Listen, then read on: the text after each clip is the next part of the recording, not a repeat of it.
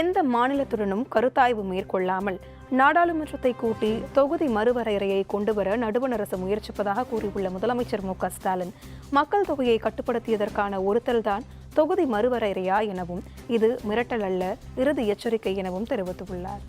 நாடாளுமன்ற சிறப்பு கூட்டத்தொடர் கூடுது. டீலிமிட்டேஷன்கிற தொகுதி மறுவரையறை தொடர்பாக அரசியல் சட்ட திருத்தத்தை இந்த தொடரில் புல்டோஸ் பண்ண போகிறாங்க. மக்கள் தொகையை கட்டுப்படுத்துங்க, அளவாக குழந்தைகளை பெற்றுக்கோங்க, குடும்ப கட்டுப்பாட்டை கடைபிடிங்கன்னு ஒன்றிய அரசு சொன்னதையெல்லாம் நாங்கள் கேட்டோம்.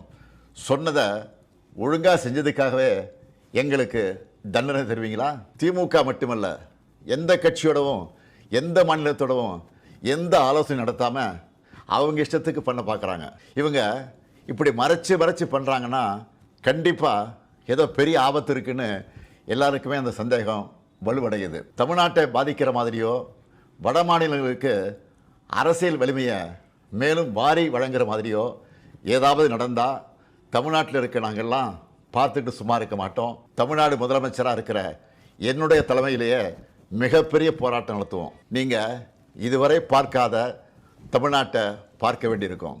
50கள் 60களில் பார்த்த பழைய திமுகவை இந்தியா திரும்பவும் பார்க்க வேண்டியிருக்கும். இவன் என்ன மிரட்டுகிறான்னு நினைக்காதீங்க. நான் உங்களை எச்சரிக்கிறேன். நீங்கள் அதை மிரட்டல்னு நினச்சாலும் எங்களுக்கு கவலை இல்லை. ஆம், தமிழ்நாட்டிலிருந்து அனுப்பி வைக்கப்படும் எச்சரிக்கை இது. தமிழ்நாட்டுக்கு தவறழிச்சிட்டு வழக்கம் போல் சும்மா கடந்து போக நினச்சா நடக்கிறதே வேற.